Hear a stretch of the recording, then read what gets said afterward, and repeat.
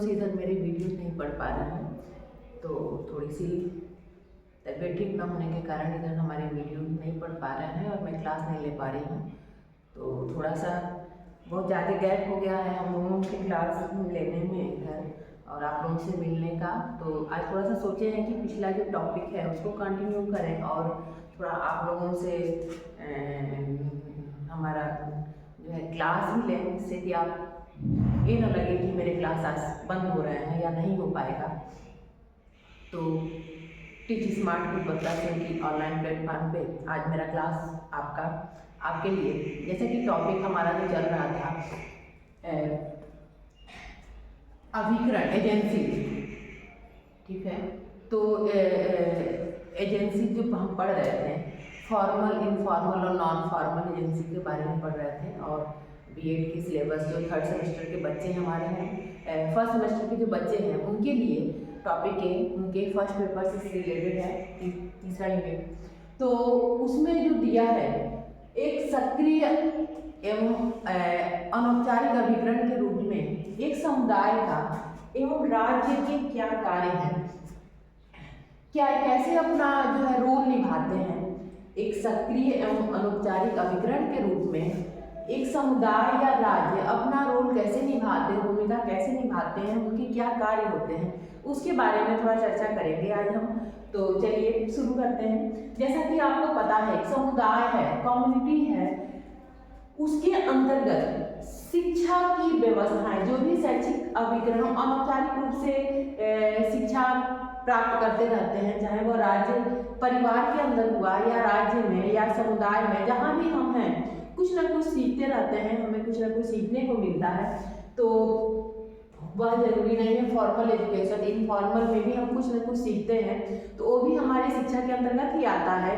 भले वह सैद्धांतिक न हो, व्यवहारिक कुछ चीज़ें हमें ज्ञान दे जाता है, हमारे व्यवहारों में परिवर्तन करता है, तो उसको भी हम शिक्षा के अंतर्गत लेते हैं। तो यहाँ पे एक समुदाय का क्या रोल है, देखिए समुदाय समाज जो है, स्कूलों की स्थापना करने में सबसे समाज की आवश्यकताओं के अनुरूप विद्यालयों की स्थापना करते हैं, या जैसी समाज की आवश्यकता होती है, जैसा समाज को का विकास जो है, शिक्षण संस्थाओं से जो प्रोडक्ट जो है निकलते हैं, जो भी छात्र निकलते हैं, उनके आधार पर समाज विकसित होता है।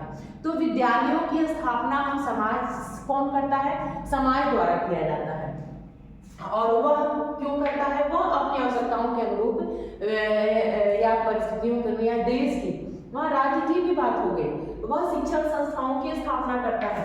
विद्यालयों की स्थापना करने में भी समुदाय जो होता है, समाज या समुदाय, इनका अहम रोल होता है, भूमिका होती है। ऐसी शिक्षा की व्यवस्था करना सभी के लिए, सार्वजनिक रूप से सभी के लिए शिक्षा की व्यवस्था करना, इनकी उसमें भी इनकी अहम भूमिका होती है। यह शिक्षण व्यवस्थाओं के साथ ही हमारे पाठ्यक्रम में क्या, हमारे सिलेबस में क्या हो, हमारे क्या कोर्स कंटेंट क्या हो, बच्चों को कैसा उन्हें बनाना है, या समाज की क्या आवश्यकता है।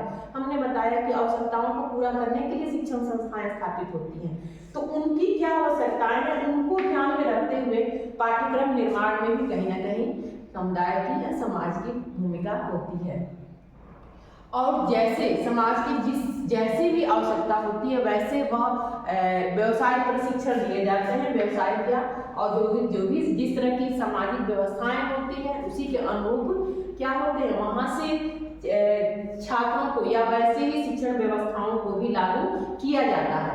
जैसा कि उनकी देश की व्यवस्था होती है, उनके समुदाय की व्यवस्था या मांग होती है, जैसे उनकी मांग होती है वैसे उसके उत्पादन भी वैसे ही तैयार किए जाते हैं। एक तरह से देखा जाए तो व्यवसायिक प्रशिक्षण या औद्योगिक जैसी भी व्यवस्था होती है, उसके अनुरूप उनकी व्यवस्था, उनके व्यवसाय की व्यवस्था भी करने की जिम्मेदारी किसकी होती है, समुदाय की होती है। समुदाय जो होता है एक अनौपचारिक अभिकरण के रूप में समुदाय शिक्षण संस्थाओं की स्थापना करता है। समुदाय सार्वजनिक शिक्षा की व्यवस्था करने का कार्य करता है। समुदाय पाठ्यक्रमों के निर्माण में समुदाय छात्रों की शिक्षा की पद्धतियों में कैसे उनको आवश्यकता है, क्या उनकी समाज की डिमांड है, उसके अनुसार वह व्यक्तियों का निर्माण करते हैं और उन्हीं के अनुसार उनको व्यवसायिक या औद्योगिक जो है प्रशिक्षण भी देने का कार्य करता है। वैसे ही राज्य के भी कुछ अनौपचारिक रूप से अभिकरण के रूप में एक राज्य के भी वैसे ही कार्य, क्योंकि राज्य में होता है वह राष्ट्र के विकास में विशेष जो है ध्यान होता है। तो एक राज्य राष्ट्रीय जो है शिक्षा की योजना बनाता है, पूरे राष्ट्र में, पूरे राज्य में एक शैक्षिक योजना बनाता है जो सब पे लागू करना होता है। तो क्या होती है, राज्य के कार्य होते हैं।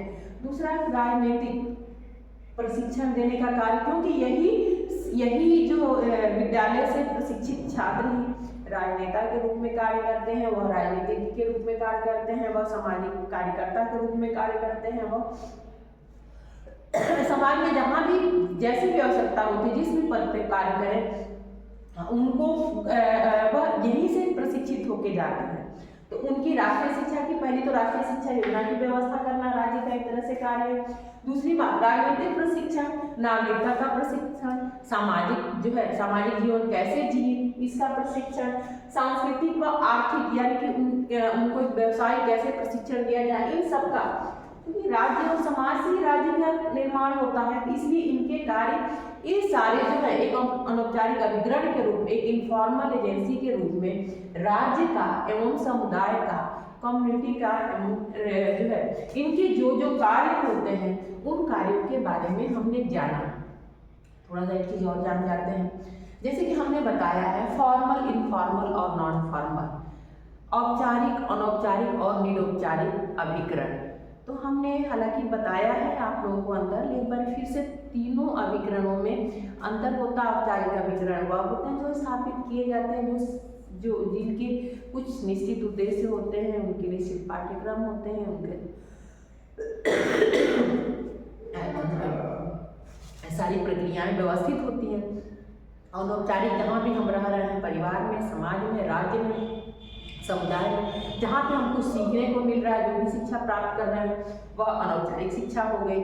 और निरौपचारिक शिक्षा वह होती है जो हम एक उद्देश्य के तहत उस शिक्षा प्रक्रिया के हिस्सा तो बनते हैं, लेकिन क्या है उसको औपचारिक शिक्षा की व्यवस्था नहीं होती है। वहाँ पे हमारे उद्देश्य निश्चित होते हैं, उद्देश्यों को प्राप्त करने के लिए हमें अपनी सुविधाओं के अनुसार हम शिक्षा प्राप्त कर सकते हैं, या हम अपने जो है क्वालिफिकेशन, अपने शैक्षिक स्तर को बढ़ाने के लिए या ज्ञान अर्जित करने के लिए एक उद्देश्य के तहत उसमें उसके सदस्य बनते हैं या उसमें हम उस शिक्षा को प्राप्त करते हैं, लेकिन उसके जो नियम होते हैं वह उतने कठोर नहीं होते हैं जितना औपचारिक शिक्षा के होते हैं। इस तरह से निरौपचारिक जो है नॉन फॉर्मल एजेंसी में फॉर्मल और इनफॉर्मल दोनों की विशेषताएं देखने को मिलती हैं, लेकिन वह दोनों से क्या होते हैं, अलग होते हैं, जिसे हम डिस्टेंस एजुकेशन या एक तरह से कहते हैं दूरस्थ शिक्षा,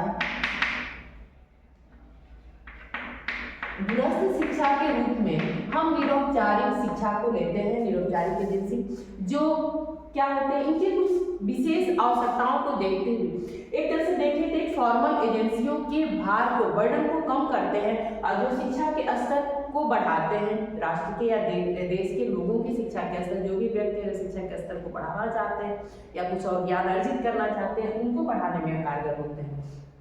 तो इस तरह से तीनों एजेंसियों के बारे में हमने आपको बताया। इस समय कुछ क्लासेस जो है डिस्टर्ब चल रहे हैं, मेरे क्लास नहीं हो पा रहे हैं, तो कुछ स्वास्थ्य संबंधी कारणों से, जैसा कि आपको देखने में ही लग रहा होगा कि मेरी आवाज़ इस समय सही नहीं है, तो फिलहाल मेरे क्लासेस चलेंगे, आप घबराइएगा मत, और आगे भी कंटिन्यू क्लास हम करेंगे। तो थोड़ा सा आज की टॉपिक आई आप लोगों को यही समझ में आया होगा कि एक सक्रिय और अनौपचारिक एजेंसी के रूप में एक राज्य का एवं समुदाय का क्या रोल है, क्या भूमिका होती है, वो कार्य कैसे करते हैं, ये आपको समझ में आया। एक बात और, जो इस एजेंसी, जो ये अभिकरण है समुदाय का, ये व्यक्तियों के, छात्रों के या बालक के, उनके विकास में सहयोग होते हैं, चाहे वह एक सामाजिक विकास हुआ, चाहे उन्हें सांस्कृतिक एक नागरिक सांस्कृतिक विकास हुआ, चाहे वह उनके बौद्धिक विकास, इन सब में कहीं ना कहीं वो अपनी भूमिका निभाते हैं। तो वो फॉर्मल ही, चाहे विद्यालय ही नहीं, सिर्फ फॉर्मल एजेंसी नहीं कार्य करते हैं, इसलिए व्यक्ति की शिक्षा में जहाँ पे जिस परिवेश में है वो कहीं ना कुछ सीखता है, तो इनफॉर्मल भी उसे कुछ न कुछ ज्ञान हासिल होते हैं। और इस तरह से एक क्लास हम ये तीनों एजेंसियां कहीं ना कहीं काम आती है। और हमने बताया है कि नॉन फॉर्मल एजेंसी इनकी कमियों को पूरा करने में कारगर होते हैं। फॉर्मल एजेंसियों के से जो प्राप्त नहीं हुआ उनके लिए कारगर है, जो जिन्होंने नई शिक्षा प्राप्त कर पाए। तो इस तरह से तीनों का कहीं ना कहीं रोल विशेष जो है समाज के विकास में इनका रोल होता है। आई होप आज के लिए फिलहाल आज का टॉपिक आपको समझ में आया होगा, और आज के लिए इतना ही। फिर नेक्स्ट टॉपिक में आपसे मिलेंगे।